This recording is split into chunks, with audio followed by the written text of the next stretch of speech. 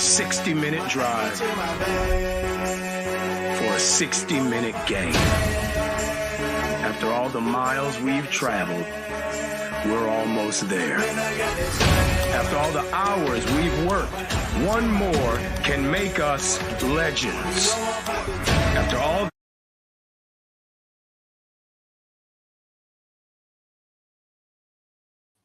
And welcome to Team MBS Media Football Sundays and our brand new college football recap show, The Last Word. I'm one of your hosts, Joe Cardoza, joined by Jeff Barnes and Brock Vieira. Gentlemen, number one, congratulations. We got through week 0. What brand new and good morning. Good morning. College football's back. Absolutely, man. We couldn't be happier. I'm surprised. Did you even sleep at all, Brock, or you just went football, film, and to the show? Got that quick power nap in there, but besides that, it was just watching the games, watching, film on it, and getting ready for today. But, what could be better, right? No, absolutely. Well, I say we just jump right into it, guys. What game do we want to kick things off with first? Well, why don't we recap the rest of the scores, and then we'll get on to those games we really want to talk about, because we do need to highlight the other games a little bit. Let's show them some, especially the HBCUs, right?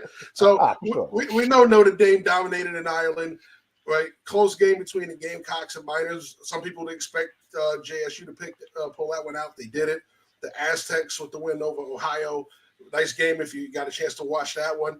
How about no Dion, no problem. Jackson State all over South Carolina State. And finally, if you watch this game, you had to be frustrated with the FIU Panthers offense. They blow the game in the final minutes, 22-17 to Louisiana Tech. So, no surprises for a lot of people in your opinion? No. I expected Navy to put a little bit more points on the board than what they did. But at the same time, coming out party for a new quarterback at Notre Dame, so I'm sure Irish fans are happy. I can think of one in particular who's probably smiling this morning. Listen, Irish eyes are always smiling. They're smiling even brighter after the Irish victory. It was a great win for them overseas. They needed it to kick it off. They needed to show. Congrats to them on that. Finally have a real quarterback for the first time since DeShone Kizer. So congrats to the Irish fans. You got a real quarterback. You actually have a chance of competing with some of the ranked teams this year, as opposed to last year where you had those struggles. Ranked teams other than Clemson. They seem to beat Clemson pretty well. So let's get to the first real big matchup. Let's start here, because this was a game everybody talked about. Let's start Hawaii and Vandy. I definitely want to hear Brock's thoughts on this first, obviously being a big Rainbow Warriors fan. Yeah, so, coming into this game, a lot of people had a lot of higher expectations for the Rainbow Warriors compared to me, and maybe that's just because I'm a cynical person. But you looked at some of the quote-unquote experts, and some of them were picking Hawaii, which raised some of my eyebrows a little bit. And then, of course, on the island, there's a lot of hope. But you never know with the Rainbow Warriors, because a lot of times they'll come out early in the season and put in a better performance than they usually should. However, that's usually on island, and when they have to travel into the mainland, especially that far to Tennessee, you expect them to lay a dud, and that's not even close to what they did. They were very close to upsetting Vanderbilt, and I don't think that shows how strong Hawaii is, but that might show how weak Vanderbilt is. I expected Vanderbilt to be a potential 6-win team this year. I don't really feel that confident in them anymore. Hawaii was just a few key things away from pulling out the victory. Of course, having that touchdown at the end of the first half get called back and then throwing the interception the next play, that will end you. Throwing an interception on the last drive of the game will end any chance of you coming back. And the story was a turnover battle. That's just something that Vanderbilt won. But if you look at the Hawaii team this year from last year, they are vastly improved and multiple facets of the game. Defensively, they look a lot better. They are better at gap assignments, better at tackling, better at getting to the ball, and they play with a unity and a fire that you really didn't see early last year, but you start to see the makings of at the end of the season. Offensively, they look a lot better, and they're establishing their stars early. Tylen Hines is a dude that you guys need to watch out for throughout college football. When we get to conference play, especially in the Mountain West, this is a dude that's going to take over and is going to really raise some eyebrows as he improves his draft stock. For the Rainbow Warriors, the big thing I have is, why is Matthew Shipley still the punter? Matthew Shipley's been there for a very long time as the kicker. There's no reason why he should be the punter, and we've seen that last night. And if special teams wins games, they can also lose games, and they were part of the reason why Vanderbilt was able to pull it out. Once again, very small things need to be fixed. They play Stanford this week on island. If they can play with the fire and ferocity they played this past Saturday, expect an upset. Yeah, I find it intriguing because when you looked at this matchup, you figured, well, Hawaii's going to have to hold up against the run game. Vanderbilt's mostly a run team, right? Well, Vanderbilt found ways to score outside of the run game. You saw the big kickoff return. You saw a lot of things. The 97-yard kickoff return they got from special teams. So they wound up doing it in 3 phases of the game. And their defense held Hawaii down for 3 quarters. It was 35-14 at one point. It was once a close game. So I give credit to Vanderbilt because this was when it was neck and neck early in this game. We're going, wow, they're really going to struggle in the SEC. They pulled away. They let Hawaii back into it later on. But I think this is a chance for Vanderbilt to, one, right the ship early, get ready for their SEC play. It's a tough opponent offensively. Listen, Hawaii has always been able to score. The problem is they've never really been able to stop a lot of teams. So I think right now, if you're Hawaii, that's about right. We came out, we had a good showing defensively early. We kind of lost it with some areas with the big kickoff return hurt us to special teams. We can shore that up. But most importantly, if we're going to go into conference play, win our conference and dominate, we got to shore ourselves up defensively. Then get back to the point the fact that we're still scoring points. We're going to get better at that. We're going to be able to score points all season long. But the main focus is getting teams off the field, allowing that offense to do what it does, put you ahead on the scoreboard early. So this way you're not playing catch up. That was the one thing I think that damned them in this game. Had they been able to go back and forth with Vanderbilt all game long, I think they could pull this game out. Yeah. The fact they fell behind so far at one point in the third quarter where they had to play catch up, Vandy let off the gas a little, but they have to go toe-to-toe with bigger opponents in order to beat them. They're not going to be a team that's going to hold people down and pull away from them. Yeah, I think if I'm a fan of Hawaii football, I have to like what I saw on the defensive side of the ball. I mean, the games I saw last year, that defense was non-existent. And to see guys flying around, gang tackling, the amount of pressure they put in the quarterback and make the quarterback uncomfortable and kind of subdue for a little while Vanderbilt's running game, that's one of the positives I have to take away from Hawaii. And to kind of piggyback off Brock, if I'm also a fan of that team, I have to like the fact that the players that we need, that our playmakers got the ball early and often. We didn't wait till we fell behind, try to get them the ball off the jump. We knew who are the dogs, who are the guys that are going to make plays for us. Let's get them the ball in space. Let's get them the ball early. And those are things you can build off of if you move on further on to the season. And I think for Vanderbilt, you got to know that when you get into SEC play, those slow starts, some of the big plays they gave up and the mental mistakes, you can't afford that in any football game, but you definitely can't afford it when you play in a league like the SEC. So definitely some things to build off of and things to work on for both teams. And credit the Vandy defense. The 2 turnovers were a big factor in them in taking that big lead. So kudos to Vandy. They found a way to score, by the way, put up 35 points with a limited running game. We talked about both of these teams running the football. Vandy's normally a run team. 44 yards rushing yesterday as a team. So credit to Vandy to find a way to get it done without their running game, something that they usually don't do. Nah, without doubt. Definitely agree with you on that one. All right. So slide on over to the next game. UMass, New Mexico State. A little bit of a wild card in this one. You know, Minutemen pulling it out maybe in the end. They pulled away at one point in this game. This is another one that was neck and neck. Some big plays on offense, a big turnover to pick 6. And all of a sudden, New Mexico State was looking at a deficit they just never overcame. Yeah, I definitely wasn't expecting this game. When we talked about what game we wanted to focus on and look at, this was not one that was on my radar, but this game was exciting. I mean, you got to think about the UMass program that only won 1 game, I want to say, last year. A ton of transfers. You got the former Georgia Tech quarterback coming in to play quarterback now for UMass, who showed that maybe he should have got a little more playing time when he was playing for the Yellow Jackets. As far as being mobile, versatility, his passing game, like most quarterbacks, definitely room to improve when it comes to passing. But as far as being able to get out the pocket, create plays up his legs, I saw that a lot during that game yesterday. It was exciting. It was a fun game, back and forth. Yeah, I mean, for me, it all came down to UMass capitalizing on turnovers, capitalizing on opportunities, and realistically, New Mexico State just shooting themselves in the foot. That turnover early off the batted pass was a game changer in terms of momentum, and realistically, UMass didn't look back from that point. Shout out to Don Brown. I mean, this is a guy that was a defensive-minded coach. He was at UMass I think like about a decade earlier, and even then he struggled to get wins because this UMass program isn't really built to be at the FBS level. Obviously, he bounced around a little bit as defensive coordinator. His last stop was Michigan Wolverines before he went back to UMass, and he has his team rolling right now. They just matched their win total from last year. I can't pronounce his last name. I'm gonna try. Fama Chang is a true dual threat quarterback. Of course, he had 192 passing yards and then 96 rushing yards as well. What's not to love about it? The Minutemen are playing like they got nothing to lose because they realistically don't. And they were up by 3 scores against a New Mexico State team under Jerry Kill, which I believe went bowling last year. So sky's the limit for the Minutemen. Yeah, this game, I think the magic number is 24, right? 24 straight road losses for UMass coming into this game. They snapped that streak. I think overall this was a big win for them. They needed this. If you're going to start a year off right and you're starting off on a road where you've lost 24 straight, the best thing you could do is snap that streak, get that over with now, and look at this season in a whole new light.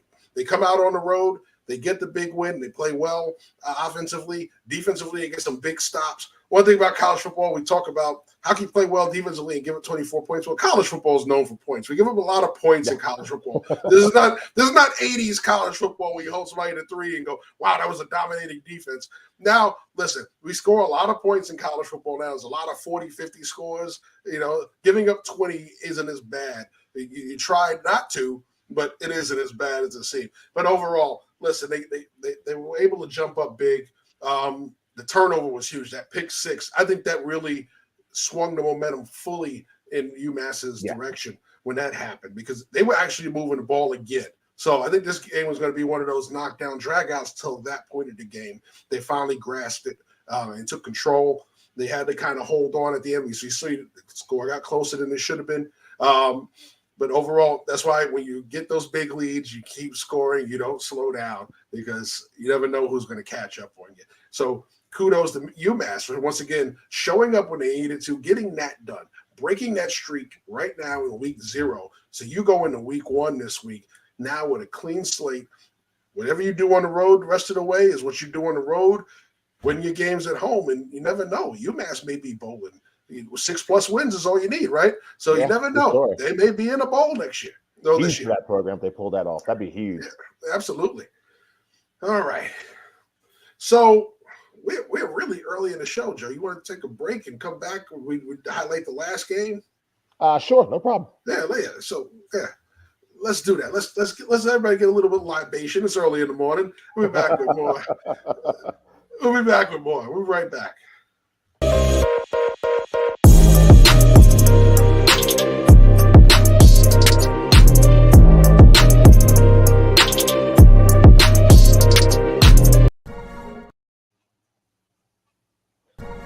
In 2006, we founded Yeti Coolers with a simple mission: build the cooler we use every day if it existed.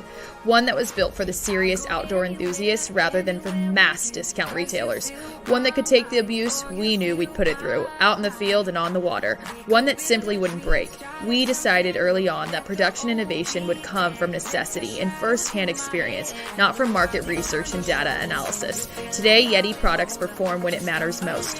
Whether that be an excursion into the remote Alaskan wilderness, chasing redfish on the Gulf Coast, or just getting together with friends in the backyard, we make gear that helps you stay out longer, travel farther, and live harder. #built for the wild.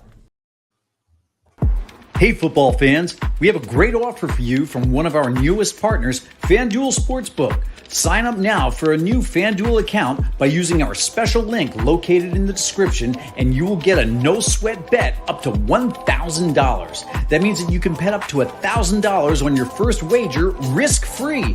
FanDuel will give you the amount you wagered back in free bets if you lose. So go ahead and bet on your favorite team this Sunday, and even if they lose, you are taken care of. To claim this special offer, just click the link in the description and create a new account.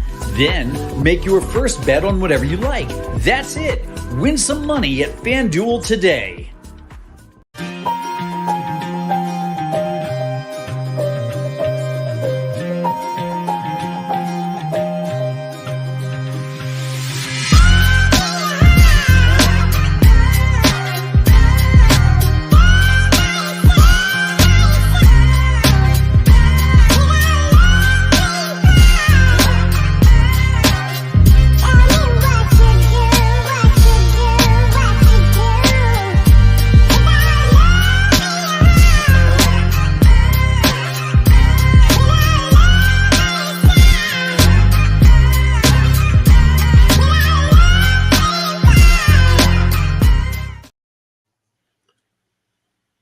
so we're back. Let's talk some more college football, shall we? One more game we want to highlight, right? So let's slide over to the West Coast, the best coast, as Snoop says. All right. And we're going to talk some San Jose State, USC. Another one that started out close. USC pulls away at the end. Amazing plays from Caleb Williams yesterday. Who wants to start this one off? I think that the Caleb Williams Heisman campaign got off to a great start. I mean, 4 touchdown passes, including one of the ones that was a busted play, but he still made something out of nothing. A little Patrick Mahomes-esque there moment for him. I think that the big question that everybody's been talking about this offseason was, what, if anything, could USC's defense do to improve? And I think you saw some things that you saw last year as far as blown assignments, kind of mental mistakes, letting the quarterback get out of contain a couple of times. So there was one play where I saw San Jose State's quarterback get a 26 or 28-yard scramble. Things you need to tighten up. So I think with USC, it all comes down to that defense being able to make stops in key moments, almost kind of like Kansas City. I mean, I would never think the Chiefs have a dominant defense, but the Chiefs' defense makes plays when needed, and that's what USC is going to have to do to put them in position not just to win the Pac-12, but make the college football playoff. Yeah, for me, I mean, Caleb Williams did what we expected him to do. He hit the ground a little bit more than I would have liked. I think that the play calling got a little bit too cute offensively early, but I'm glad they were able to kind of tighten it up in the second half. For defensively, you got to ask yourself, what about Alex Grinch qualifies him to have as many high-profile jobs as he has had in the past, several years compared to just, I mean, outside, what's the qualification besides being friends with Lincoln Riley? Realistically, I mean, Shevin Cordero went off yesterday, and he didn't do anything that is new or unique or shocking to what he's done his entire collegiate career. This is his 6th year of college football. He's been playing since 2018, and he's done the same thing since 2018. He looks for the pass, and he runs when it's not there. There was zero ability to contain him on passing plays, zero quarterback spies. He just ran all over you guys. And if you look at his tape against Houston in the 2020 New Mexico Bowl played in Texas, he did the same thing against that Houston defense. If you look at him last year with San Jose State, he did the same thing. If you look at him when he was a starter in Todd Graham's air raid offense, he did the same thing. If you look at him when he was at Nick Rolovich's run and shoot offense, he did the same thing. This is not unique. This is 6 years of doing the same thing, and USC, who should have a completely better group of players on defense and San Jose State does on offense, got smoked by him. It's absolutely unacceptable from my standpoint. The Trojans defense doesn't look poor. They look really, really bad. Like, it is like whether FBS worse, if we're being, it might be a little more of an exaggeration, but I mean, if Shevin Cordero can do this against you, what is Bo Nix going to do to you when you guys play them in, I think, Eugene this year? What is Michael Penix going to do against you? Even though he's more of a pocket passer, what is Cam Rising going to do against you? Again, there's nothing about this that says that this defense improved. If we're being honest, it feels like the defense is even worse after they lost Tuli Polotu and Mekhi Blackman last year. Really bad on defense, too cute on offense early, and even though that they won by 28 points, this doesn't feel like a great way to start the season if I'm a USC fan. Well, fight on Caleb Williams, right? Caleb Williams cured all their ills yesterday. Yeah. And there are some ills you need to worry about. Let's worry about this. Well, let's shout out Alonzo Carter, running back coach, right, for San Jose State, because San Jose State racked up 198 yards rushing yesterday against this USC defense. How did they lose that bowl game? Tajay Spears running all over that USC defense last year. So they haven't cured their ills in stopping the run yet, and this is a troubling sign for them as far as run defense. They overall didn't do too bad passing game-wise. You talk about it, the 198 is the net yards for the passing game. So they did a good job of, he threw 3 touchdowns, but he didn't kill them. What killed them was the running game. Right now, they're getting leaked on in the running game, and it's allowing quarterbacks to just be efficient and score points against them. Luckily, they're scoring a lot more points. Yes, when you go up against Oregon, can you stop Oregon? Because Oregon's going to be efficient equally as well. Yes. Can you stop Utah? Because Utah is going to be efficient equally as well. For USC, if you want to take the Pac-12 before you move to the Big Ten, and guess what? If you move to the Big Ten, you better show up this run defense because everybody in the Big Ten runs, right? So this is a big sign for them where Lincoln Riley's got to go, yeah, we scoring points. We're putting teams in bad position on the scoreboard, but we're giving up a lot of running game. And it shows in college football, if you can't stop the run, that other team is always in it. The only thing that stopped was the fact that they scored so much that San Jose State couldn't keep up. Otherwise, this game is a lot closer than it looks.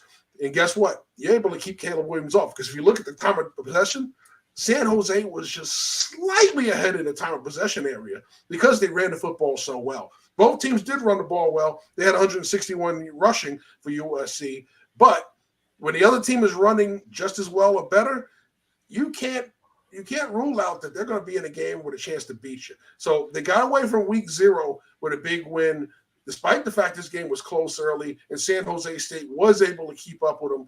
But at the end of the day, they're a better team. The better team won. But now you're going back towards the regular season. You're going to play some lollipops early. You're going to get some of those games out before you get heavy into conference play. And even in conference play, there's certain teams in your conference that aren't up to the level. I don't know if UCLA is going to be as strong this year. I know a lot of people have a lot of high hopes for them, but when you do run into Oregon, when you do have to deal with Utah one more time, those are going to be some big matchups where all of these numbers right now are going to matter. If you weren't stopping it last year and you already started off this year with the same problem, there's a troubling trend that at 10-1 is going to continue throughout the year. Yeah, you're absolutely right. And I do, since you mentioned UCLA, I do want to add that they did pick up Carson Steele from Ball State in the transfer portal. Carson Steele is absolutely workhorse of a runner. If you guys can't stop Kyrie Robinson and Quali Conley, guys that are running downfield who were just looking for contact, I realistically never found it. I mean, USC, I don't want to use the word afraid of contact, but it did seem like some of those USC defenders, especially in that second level, a little bit hesitant to go in there and make a play. When you go against a guy like Carson Steele who has no regard for his body, you're going to get run on all day of the week. I mean, you look at the running backs across Pac-12, they got some absolute dudes. And like you mentioned, when they go to the Big Ten, I mean, obviously these guys are going to be gone, but like guys like Donovan Edwards, guys like Blake Corum, Henderson at Ohio State, I mean, this is a very troubling sign for the Trojans. Yeah, and the piggyback off Greg said, he said, what's Hartman going to do to him? What's Hartman going to do to him in combination with that Notre Dame running game? We saw Estime go for 95 yards yesterday. Notre Dame as a team goes for 191. All right.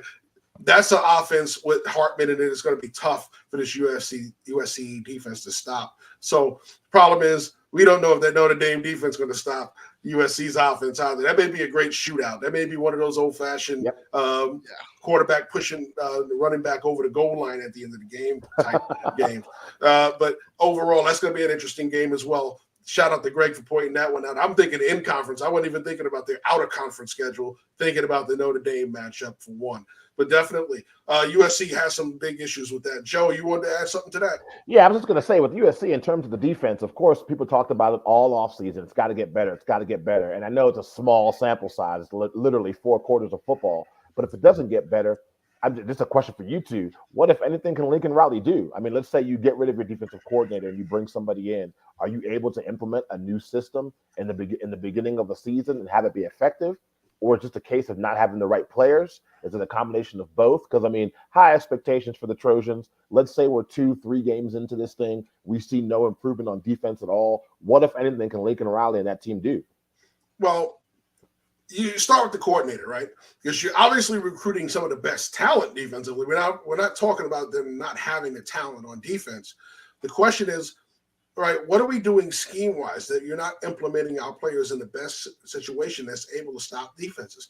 2, what are you doing game plan-wise that's not able to come out there and take away one of their better options? The fact that they came out and gave up almost 200 yards rushing to San Jose State, who's not a bad running team, but, geez, that's a little bit overboard for to give up to San Jose State. You give up 105, 110, 125. You can live with that. But to give up almost 200 yards on the ground is troubling because then what happens when the big dogs come, right? The guys that can throw and Don't, and not that San Jose State can't throw. They can throw the football, but there are better weapons coming for USC than this in the passing game that travel with a running game. We talk about Notre Dame. That offensive line opens up massive holes. Okay, and what they did to Navy yesterday was, listen, Navy's an undersized front. We get it. They're not as talented as Notre Dame. We get it, but they still got mauled. Okay, Sam Hartman had a great day, but he didn't have a great day statistically because he didn't have to. They ran all over Navy. And if you give Notre Dame the chance to run all over the USC defense, Hartman's going to kill you with the other stuff that goes on because he can move, he can throw. He has some receivers that are showing that they can not only get open, but run after the catch. So I think you're starting to see, and it's a better offensive scheme, as I mentioned yesterday, better offensive scheme than they had Tommy Rees calling the plays. A much better offensive scheme. I was much more impressed with the Notre Dame offense yesterday. It looked like a real offense. It didn't look like a video game offense that Tommy Rees ran, where they're constantly running You're sideways. scaring Bama fans, Jeff. You're scaring Bama fans. No. Whatever Bama fans we have, we just lost. Thanks. Yeah, listen, Bama will be fine. Bama will be fine. Nick will tell him run downhill if he has to run downhill. That's the difference. I think they let Tommy Rees be Tommy Rees in Notre Dame. No, the head coach has to be able to tell the guy, listen, we have to be able to run downhill. One of the things I led a prolific offense as an offensive coordinator. When the head coach wanted me to run downhill or run the ball, we ran the ball. It's the head coach's job to tell you. So he's got some young coaches. He had an offensive coordinator in his own right that was his head coach, who let him do his thing. They didn't want to take control. They let him do his thing. Nick Saban's going to make sure it's Nick Saban's way. If he wants to get smash mouth football or run in your face, he's going to tell you, run the ball downhill. So that's the difference. He'll be all right in Alabama because he'll have the right guy telling him what to do. What about you, Brock? What's your response to USC defense? What, if anything, can be done, or is it too late? So what Lincoln Riley needs to do is he needs to, on this morning, wake up early like we did, put on his Sunday best, jump in his car and go to church and pray that his defense gets better, because there's very little that he can do, to improve the. I mean, you can improve your scheme, you can improve your assignment, you can have your team work harder in practice, but defense is mentality. It's about 11 unified men working together to stop other men. Like it's a battle of will, and where is the will? I didn't see the will on the field today.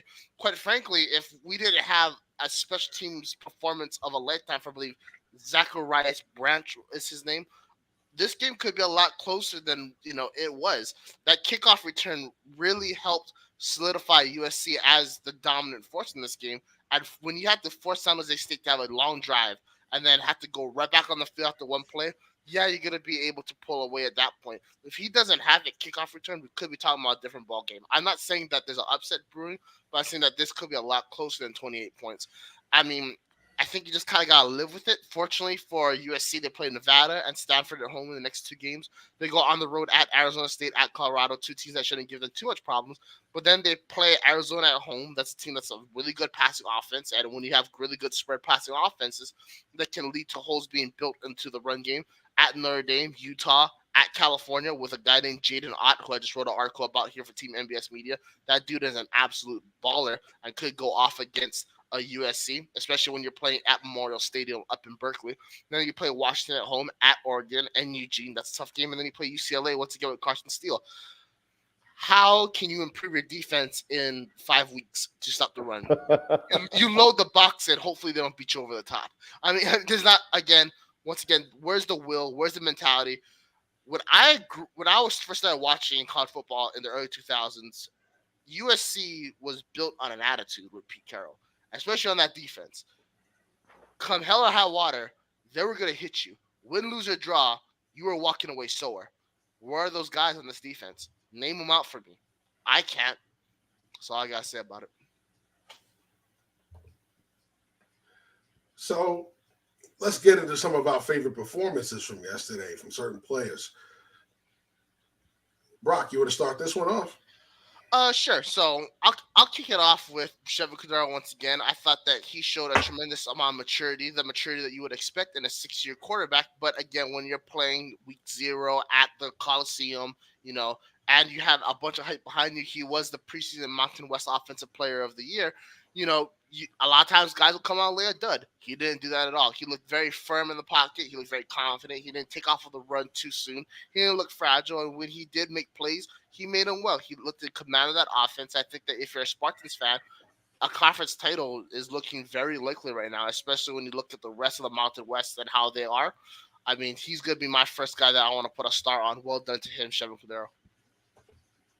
Joe, you got anybody? I do, and with this being the debut episode, this will be the first and last time my player of the week is somebody whose name I cannot pronounce. I will practice before we go live. So I'm going to take the easy way out, and I'm going to take the cop out since I can't pronounce the young man's name correctly. But I want to shout out the quarterback from UMass. You're talking about a guy who had over 100 yards passing the ball, 90 yards rushing, including a great fourth down play where he scrambled for 28 yards to make it first and goal to punch it in. Just a great way to start the season off. We talked about it before, UMass having a 24-game road losing streak, and for him to be the leader to get them to break that streak and kind of start to change the culture and change the way people think about UMass football, I got to give my player of the week award to him. Gotcha. Well, the low-hanging fruit would be Sam Hartman, right? You go out there, he throws 4 touchdowns. But I'm going to give it to Estime. I think Estime's running ability opened that game up for Notre Dame, 95 yards. Could have had 100 had it not been a blowout. But he shares the load with other people, still goes out there, grinds out 95 yards. Not a big breakaway threat, a power runner. You saw him run downhill yesterday. You saw him make a difference for the Irish. He was out there. He set the pace for it. Sam Hartman working the play action, was able to benefit the 4 touchdowns. I think if Sam Hartman's year is going to be way better than it was at Wake Forest and Notre Dame's going to have a chance of getting into the playoff, it starts with Estime. Solid choice. Yeah, on that note, I also want to highlight another Notre Dame Fighting Irish defender, Maurice Liufau, linebacker. That dude was all over the field and made plays for the Irish. He had 7 total tackles. He had 4 solo tackles, and then he also had a forced fumble that really helped solidify Notre Dame's dominance over Navy. This wasn't the guy that I expected to be the standout on this Notre Dame defense. I mean, I had guys like Javonte Jean-Baptiste, Jordan Botello, Cam Hart as the guys I thought were going to make a difference. Maybe not Cam Hart because they don't pass the ball, but I thought that those 3 guys were going to be the difference makers for the Fighting Irish defense.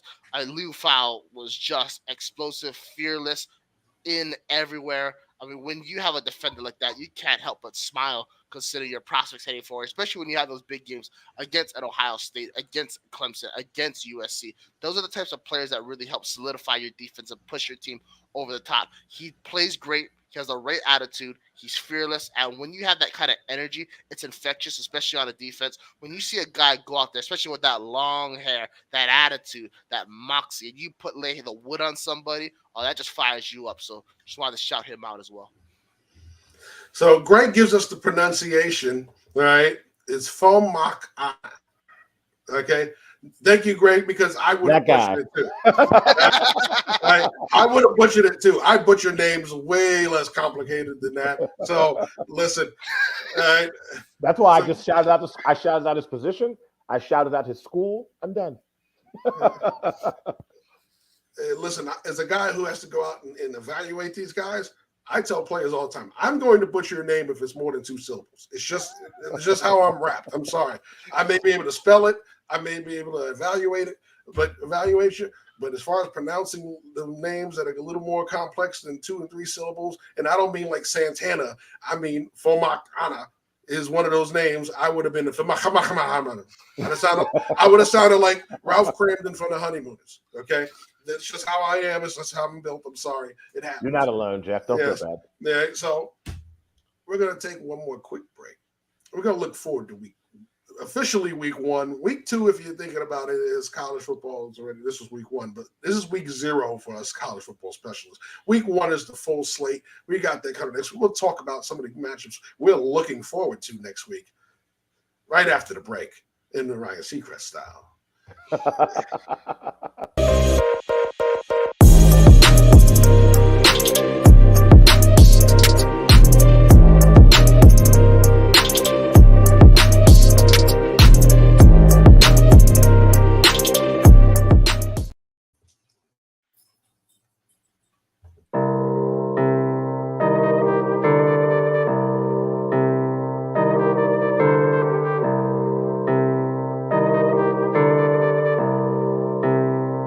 Enjoy 40% off site-wide.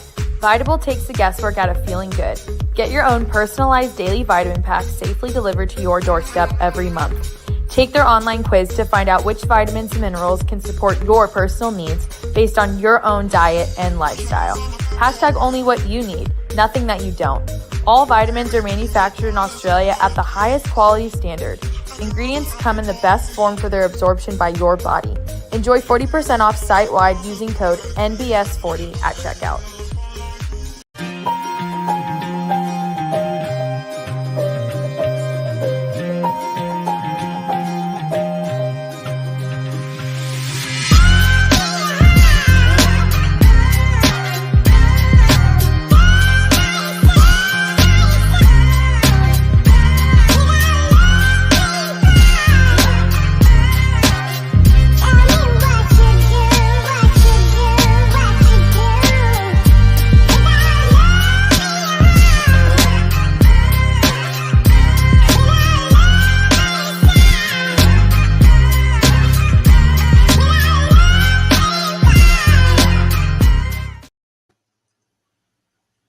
So we're back to talk about the official week 1 of college football. Joe Cardozo, your co-host, Jeff Barnes, your co-host, Brock Vieira, your third co-host. We got a full panel of co-hosts, folks.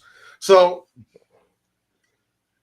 we got a full slate. Everybody's going to be eating a lot next week because the chips and wings are going to be flying. College football starting from Thursday night, going all the way through Sunday, because we're going to have some extra matchups they're going to push for Sunday because there's no NFL. And we will be at 11 a.m. next week, before we go to our official start time, NFL Sunday. We'll be at 10 a.m., followed by the NFL show, as you saw by the promo. We'll be at 11 a.m. There's no NFL content next week. So we get to hang out all alone once again next week and talk about the full slate. What matchups are you guys looking for next week? I'll start with Thursday. For me, on Thursday, I'm looking forward to seeing the Florida-Utah matchup. That was a really good game last year. That was when I was introduced to Anthony Richardson. Will there be another introduction with a Florida quarterback of that caliber this season? I don't know. Utah is a team that's definitely forced the college football world to respect them and what he's building that program over there. So that's going to be a game I'm looking forward to on Thursday. Another game I'm looking forward to, I guess my inner Brock is coming out now with my hatred for coaches sometimes, and that is the new head man at the University of Nebraska. He's been quiet. You took your tail between your legs and you left the Carolina Panthers.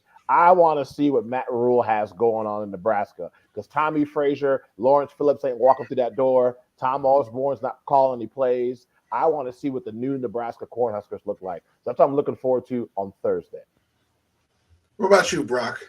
Yeah, so I'm kind of the same boat on Thursday, but I really want to focus on this Nebraska and Minnesota matchup. Obviously, college football is built to not really get kickstarted until maybe week 3, week 4. I love having conference games to kick off week 1. Amen. I think it's great. I think the players are ready. They're fresh. The fire is there. They're just ready to knock somebody's head off on both sides of the ball. What I really love about this matchup is obviously Nebraska is the talk of the town because it did, have that horrific tenure of Scott Frost, and before that a horrific tenure of Mike Riley, and before that a really awful way to get rid of Bo Pelini. And since they got rid of Bo Pelini, they haven't been the same since, which makes me very warm on the inside for my deep hatred of Big Red. But this Minnesota team doesn't get the respect it deserves. I mean, what PJ Fleck has done for the Golden Gophers needs to be talked about some more. They're at annual 8 to 9 win average team. They always go to a bowl game, and then there's always that 1 or 2 years that they'll go 10 or 11, possibly maybe even reach that 11 win mark and start competing for that Big Ten championship. Now they haven't been into a Big Ten conference championship game in a while. I can't remember the last time they participated in one, but this could potentially be the year, and this game could be a great way to start off a great campaign. They did lose a bunch of players, most notably Mohamed Ibrahim, their solid running back from last year, but this is a program that continuously produces undervalued players, and I think that Minnesota's line is -7.5. I think this game's going to be a lot closer, but I think once again, Big Red pulls an absolute 0 on their first game of the season, and Minnesota walks away with the win.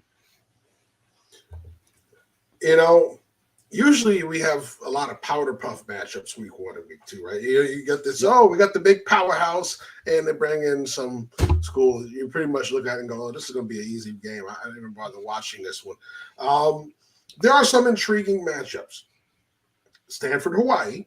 We just saw Hawaii come out and play. Yep. It'll be interesting to see Stanford for the first time in a long time with a new head coach. So what this Stanford team is going to look like with new leadership. And then I think the last head coach was bad. It's time. Regime changes need to happen sometimes. You don't get too many Eddie Robinsons and Paternos and Bear Bryants. They get to stay at one school for 20, 30 years anymore because things change. It gets stale. The message gets lost after a while. It's nothing on the coach. Cultures just get old sometimes. So in Stanford to Stanford, they're not changing like a lot of these other schools are for everybody else. Stanford to Stanford. Arkansas State, Oklahoma is a very underrated matchup. Usually it's a really, really, really productive game. Oklahoma, we know who they are, but Arkansas State is an underrated program. When they're at the best of their ability, they can hang with any one of these programs. So don't be surprised if that game turns out to be a lot more entertaining than people give it credit for. Of course, the matchup that has most of the luster on it, I don't expect it to be as competitive as the coach would want. TCU, Colorado, right? Everybody wants to see Coach Prime. Everybody wants to see Colorado. Well, I don't think they're on the level of TCU yet, but they're an ascending program. He's doing a great job of recruiting. He's used the transfer portal well, much to the chagrin of other coaches. How fast that team gels. We know he has certain ball players, but how fast that team gels and puts it all together and is able to compete is going to be the big sign that whether they go bowling or not this year. All you need is 6 wins. All you need is 6 wins, right? So if he can get close to that, kudos to Prime for turning it around in 1 year. But that's going to be a big one. Virginia, Tennessee is another matchup I'm really interested to see. There's a lot of good matchups in this week that they threw in there. But there's some of you go, oh, man, I don't know. Utah State, Iowa. That's a recipe for disaster if you're Iowa. You come out. you got to start fast. You got to start fast. You come out and score 17 points and think it's going to be enough to beat Utah State. Your defense better really be packing their big boy pants that day because Utah State can't score. Right? And if you think you can go 17 and think you're going to win 17-14 against Utah State and you give up a late touchdown and you're sitting there going, and you're going to see the fans in Iowa do with that shocked face that they love to show on TV because you're going to have to put up points. I know they changed offensive coordinators. They're trying to get a little more wide open and try and expand the offense so they can start to compete with a lot of the schools in the Big Ten. Well, guess what? You better put your big boy pants on for that one if you think you're only going to score 17 and win. So that's a matchup that's a very sneaky matchup for a lot of people. Yeah, no, you touched on a bunch of great games. A couple of the games I want to touch on real quick is UTSA versus Houston. This was a really great game last year that went to overtime where Houston pulled out. Yeah. Houston does have that air raid offense with Dana Holgorsen. UTSA, they just took a jump in conference as well. I believe they went from Conference USA now to the American. They do bring back Frank Harris at quarterback, so that's another great game to watch. Another great game we can see a lot of great passing is Colorado State, Washington State. Washington State offensively was very poor last year despite their hot start early in the season. They did lose their offensive coordinator, Eric Morris, to North Texas, but they do still have a great quarterback in Cam Ward who hasn't been unlocked yet. So it's going to be looking forward to see that. Of course, Jay Norvell, Matt Mumme, and Colorado State have their own version of the air raid offense. So it's going to be if you love passing, that's a great game to watch. Last game I want to shout out is one shout out to the lady that makes everything happen behind the scenes, Courtney. Her Penn State Nittany Lions are playing against the West Virginia Mountaineers. For the West Virginia Mountaineers, I mean, it's pretty simple that Neil Brown is on the hottest of hot seats. So who knows? It could come out hot, especially with this being such a historic rivalry game. But I think Penn State's got a little bit too much. I'm looking forward to seeing what Drew Aller has as we continue to see his maturation as a quarterback and those two running backs in that backfield, Singleton and Allen. I mean, I have them currently ranked, don't hate me, as the third best running back duo in the Big Ten. I have Michigan and Wisconsin over them, but don't get me wrong, those two guys are absolute studs. I expect them coming off a Rose Bowl win. They really want to push for that college football playoff, and I think they get things done in a very impressive way this Saturday. I'll tell you one that could be an upset special, right? We talked about UTEP yesterday and how inept their offense looked. Yeah. If they play that same way next week against Incarnate Word, they're going to be the upset special of the week. I'll write that down.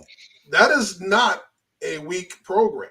Okay, they're pretty good. They're in the playoffs almost every year. Incarnate Word is a pretty good program. I scout guys every year that we look at them for the draft. They're put slowly but surely a pretty good program at the level they're at, putting out quality teams every year.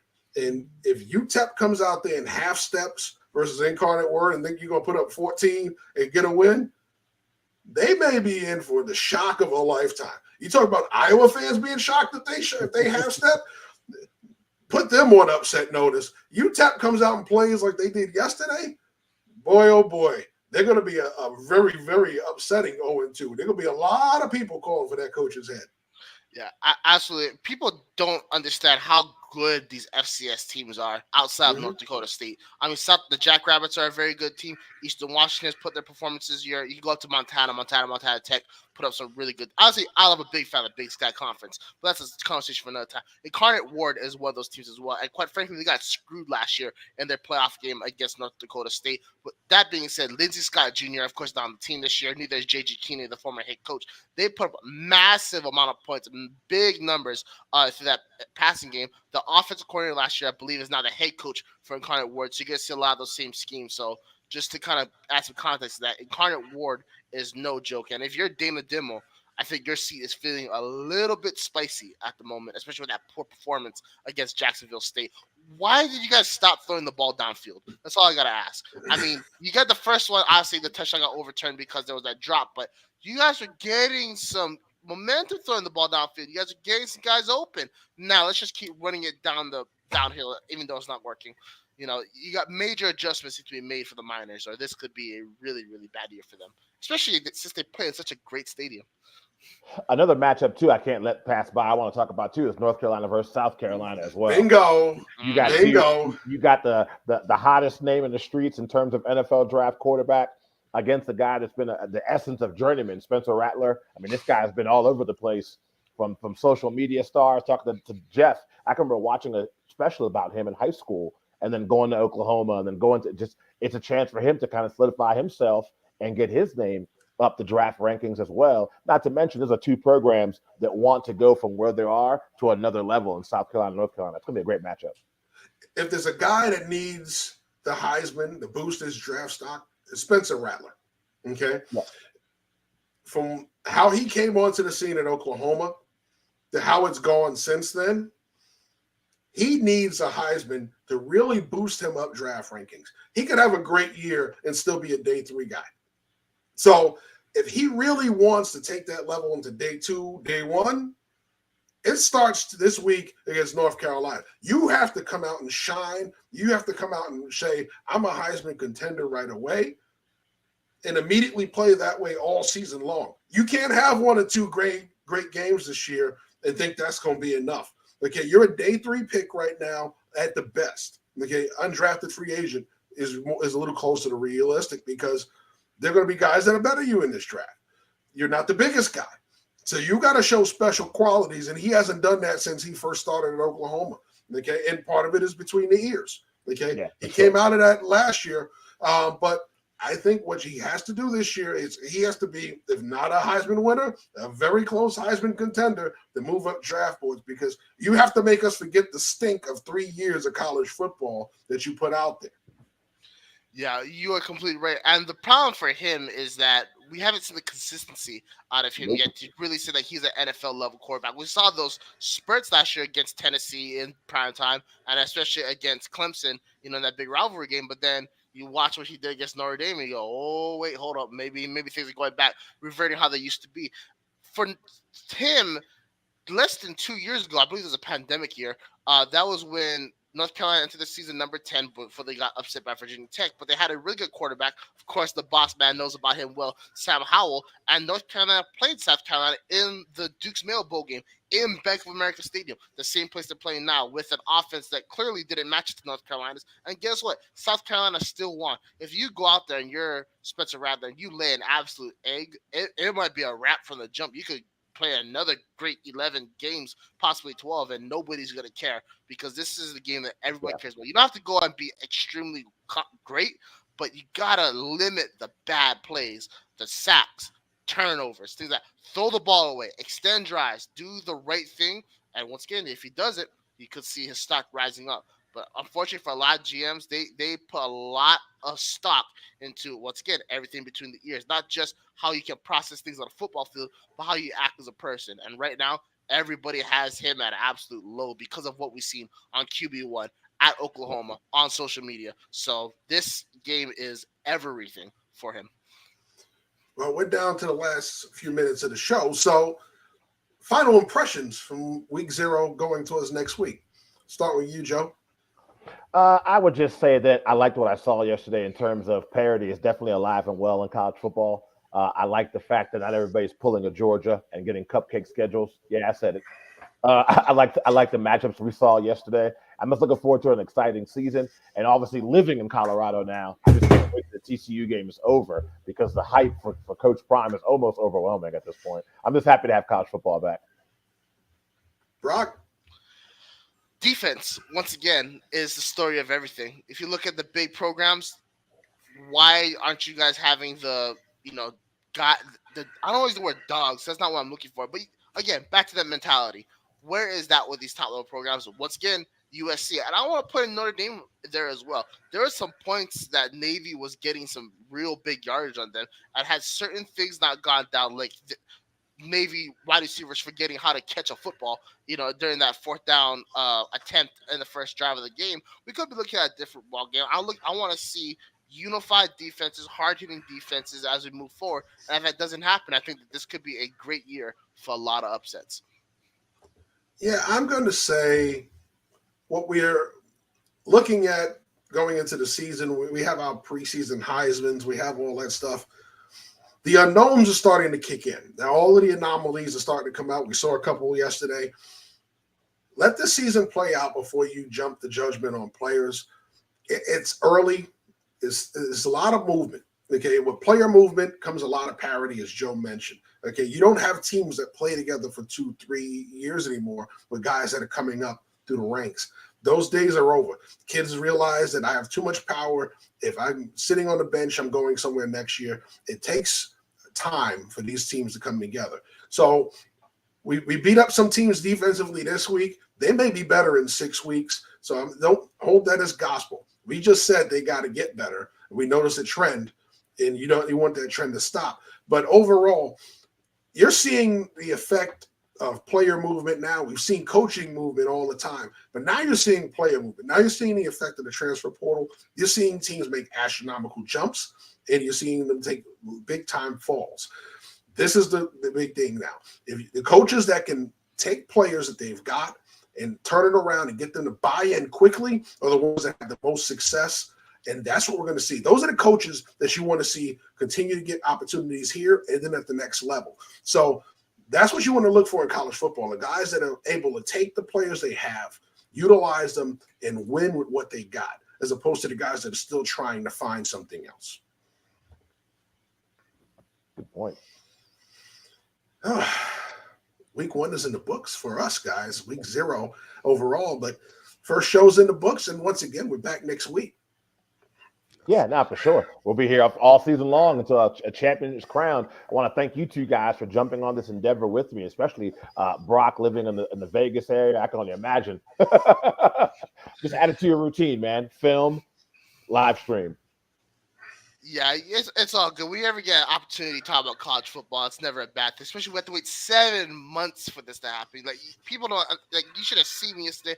I was up at midnight last night just waiting for the Notre Dame game to start. That's how excited I've been, and it's always a pleasure talking ball with you two gentlemen. Absolutely. It only gets better from here, guys. Listen, we're going to have some fun talking college football every week. I think these kids are going to go out and have a great season. Listen, there's going to be some disappointments. We know that, but I look forward to seeing these teams compete. it's nothing better than watching the competition. To me, it's all about the competition. Yes, there's only going to be one champion at the end, but it's the competition that makes this game so exciting. That's why we play it. That's why we coach it. I'm going to miss some great games on Friday, being that I'll be competing myself coaching. So, I'll be catching up on stuff afterwards. It's okay. That's what we do. We'll catch up and keep you in the loop, Jeff. Don't worry about it, man. As always, I want to thank you guys for tuning in. Make sure you subscribe, hit that like button. Joe Cardoza, Brock Vieira, Jeff Barnes, you have been watching The Last Word on Team MBS Media, and we'll catch you guys again next week.